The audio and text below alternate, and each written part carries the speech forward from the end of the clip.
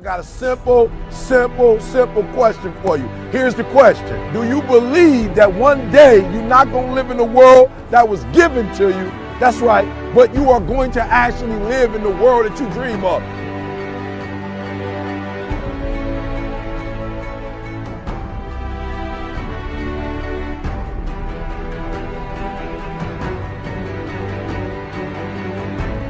You got to make every single second count. You got to go in the future and see it, baby, and you got to come back in the present. And you got to take that big goal, that big dream, that big reality. That's what I said. You got to take that big reality, and we got to take small steps and make it manageable to making your dreams become a reality.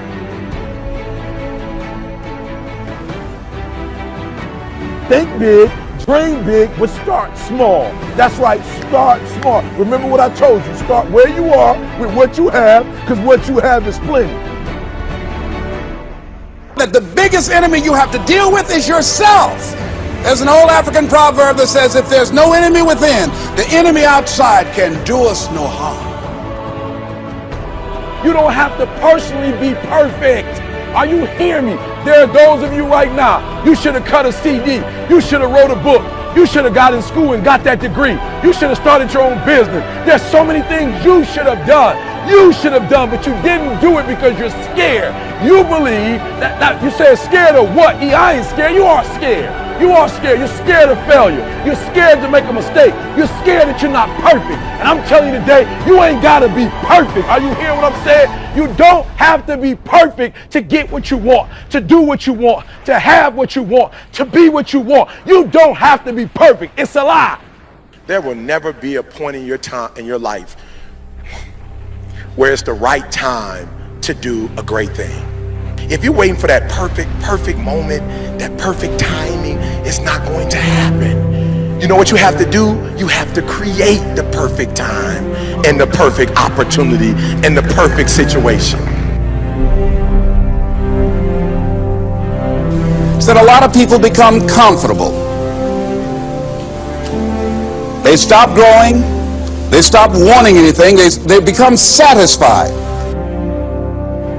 People getting ready to go to jobs that they don't like, jobs that are making them sick.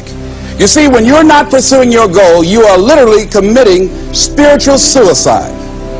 When you have some goal out here that you're stretching for and reaching for that takes you out of your comfort zone, you'll find out some talents and abilities you have that you didn't know you have. When the messenger of misery visits you, what are you going to do? What will keep you in the game? There are things that you think you'll never need to know, that you may only need to know one time in your life, but that could save your life because you had that knowledge. Unless you attempt to do something beyond that which you've already mastered, you will never grow. What is it that you looked at some point in time and you decided that you couldn't do it, that you talked yourself out of it? You're waiting on your next door neighbor to make it happen for you. It may not happen. If you're waiting on your mother or your father, they may be so ancient in their thinking that they don't understand this opportunity that you have. And if you're waiting on them, it may never get done. You don't beg average people to be phenomenal. You don't beg good people to be phenomenal. You just are phenomenal, and you will attract phenomenal. What reason can you remember that you can call on, that you can reach on, that can make you get back up? Find that reason. If you're not where you are, if you're not where you want to be, if you don't have what you want to have, if you're not where you think you should be at this particular place, it has nothing to do with the system, but it has everything to do with the fact that you're not making the sacrifice. I want you to make that dream become a reality, because if you don't, you will be working for somebody else to make their dreams become a reality. Question is, what are you going to do with your time? What drives you? And greatness is a lot of small things done well. Day after day, workout after workout, obedience after obedience, day after day. When things don't work out for you, when things happen that you could not anticipate, what are the reasons that you can think of that can keep you strong? You will never ever be successful until you turn your pain into greatness, until you allow your pain to push you from where you are to push you to where you need to be. Stop running from your pain and embrace your pain. Your pain is going to be a part of your prize, a part of your product. I challenge you to push yourself. See, it's easy to be on the bottom. It doesn't take any effort to be a loser. It doesn't take any motivation, any drive in order to stay down there on a low level.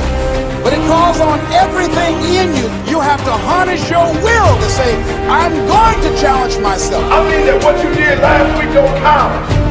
Today is the only important day. There are 86,400 seconds in a day, and how you use those are critical. You got 86,400 today, and what you do today is going to cement who you are. Nobody's going to talk about what you did last week. You have this opportunity of a lifetime. It means absolutely nothing if you don't take advantage of it in the lifetime of this opportunity. I got a saying that when life knocks you down, try and land on your back, because if you can look up, you can get up.